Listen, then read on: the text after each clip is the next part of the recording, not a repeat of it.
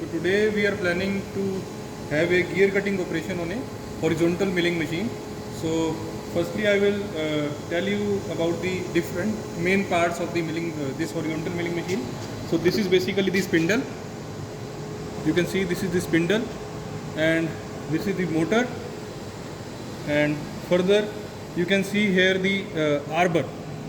This is the arbor and this is the arbor support, and you can see the gear mill cutter is mounted on this arbor in between the arbor support and the spindle. So further you can see here this is the workpiece material, and this workpiece material is basically mounted on the screwed mandrel, and this screw mandrel is mounted between the indexing head and the center support.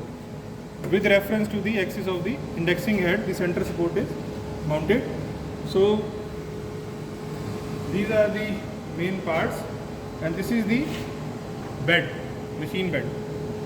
Okay, so this horizontal milling machine is having the three axes X, Y, Z, in which the movement can be done. So this is the X axis movement. You can see here this is the X axis movement, and this handle is for the Y axis movement, and this is for the Z axis movement. Okay, so after this, before starting the operation of the gear blank, so we have to determine the dia of the gear blank. So you can see here we have today's operation, we have to cut the gear of 4 module and 22 number of teeth. So for that we have to first calculate the gear blank diameter. In that gear blank diameter, the formula is basically the mz plus 2, where m signifies the module of the gear and z is the number of teeth. So you can see here the m is 4 as per our operation, and the z is the 22.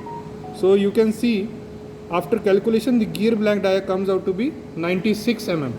Further we also need to calculate the tooth depth, which is basically equal to 2.25 into module. So after you can see here 2.25 into 4, the total depth come out to be 9 mm. Further, for the circular movement after cutting one gear to the next gear, when we have to go, we have to calculate the circular pitch, which is basically 3.14 mm.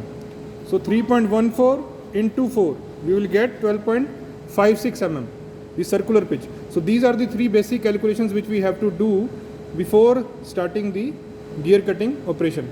So you can see here the gear blank of 96 mm dia is mounted on the screwed mandrel as per the calculation, and we will cut it to the depth of 9 mm. Further, on indexing head you can see the indexing plate. You can see here the indexing plate. This is the indexing crank, this is the indexing pin, and this is the set arm. Okay, the set arm can be moved like this for the further indexing calculations. So basically in indexing calculation we have to use the formula of 40 divided by n, where n is the number of teeth. What is 40 here? 40 is basically the number of teeth on worm gear. So this indexing plate is further connected to a worm gear which is having 40 number of teeth, and further you can see the numbers also here. The worm gear 40 numbers are there. So you can see here the 40 is divided by n. So n in our case is basically 22. So we normalize it to 118 by 22. Further, so this 18 by 22 is what?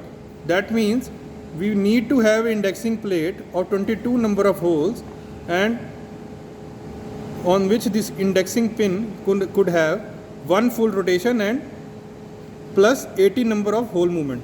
So we have the three types of indexing plates. You can see here. So this is basically type A.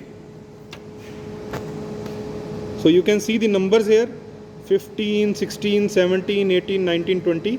So these are the numbers available on this indexing plate, and further we have the indexing plate of type C. So you can see the numbers here 37, 39, 41, 43, 47 and 49. And we have the third indexing plate of type B. So you can see the numbers here 21, 23, 27, 29, 31 and 33. So these are the three types of indexing plates available. So you can see from these calculations. So here, so type A is basically having 15 to 20 range, 15, 16, 17, 18, 19, 20. Type B is having 21 to 33, which we see here that 21, 23, 27, 29, 31 and 33 numbers are available. So, and type C is basically having 37 to 49. So 37, 39, 41, 43 and 47, 49 numbers. So these are the standard numbers available with us in these three indexing plates. So when we further normalize it to 9 by 11, so 9 by 11, the 11 number whole plate is also not available with us. So further we multiplied with a common multiple. So 11 into 3 and 9 into 3, 27 by 33 came. So 33 number 33 number was available on the indexing plate of type B. You can see here 33 number was available on the type B indexing plate.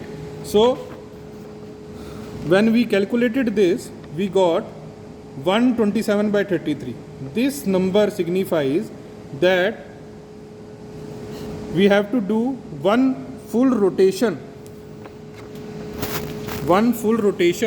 of this indexing pin on the 33 number and further 27 holes. So you can see the calculation come out to be 127 by 33. So it means on 33 number hole on the indexing plate, we have to do one full rotation of the indexing pin plus 27 holes we have to move after the one full rotation. So here practically we will do now the movement on the indexing plate. So you can see first the indexing pin is fixed on the 33 number. You can see the 33 number on the indexing pin, 33 number, and this is the sector arm which is been placed along the 33 number, and you can see here the 27 number also. Yeah. Now we will do the indexing pin rotation. So first we will do the one full rotation as per the calculation to the 33 number. Further we will do the 27 number movement to the 27 number hole. So it means the gear is moved after cutting the teeth to the next teeth rotation. So if we want to now further move after that, after cutting that teeth, so again we will do the movement like that. So the sector arm is rotated first, then one full rotation to that hole, and then 27 number. So like that, in that sequence we will cut the number of the 22 number teeth on the gear blank. Okay. One more thing I want to tell, that the gear cutter, selection of gear mill cutter for the type of gear which we have to cut, so that is available as a standard in the market. So you can see we have selected the cutter number 5, which is of module 4, and it can cut teeth in the range of 21 to 25 teeth. So as our objective was to cut the teeth of 22, so it was within the range of this 21 to 25. So this gear mill cutters are available in the standard. So prior to starting the gear cutting operation, we have to set the gear blank with respect to cutter as well as machine X, Y and Z axis, and after that during the cutting operation we have to move the bed movement in X axis direction for the feet. After that, for the circular motion of the gear will be governed by the indexing plate, and the depth of cut which we will give in the increments, like 9 mm cut is there, so we will give it in like 3 mm, 2 mm as per the cutting operation, and that depth of cut will be given by this Z axis. Now we are starting the machine. So here the machine is going to start now. So you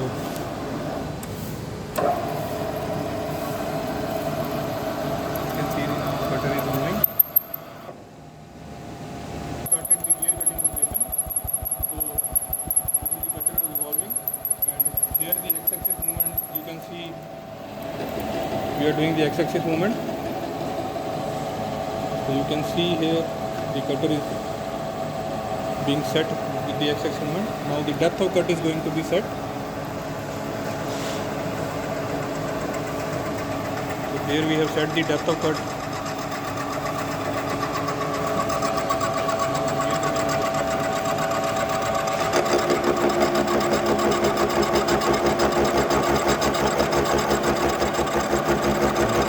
We have kept the depth of cut of 1 mm now for the initial.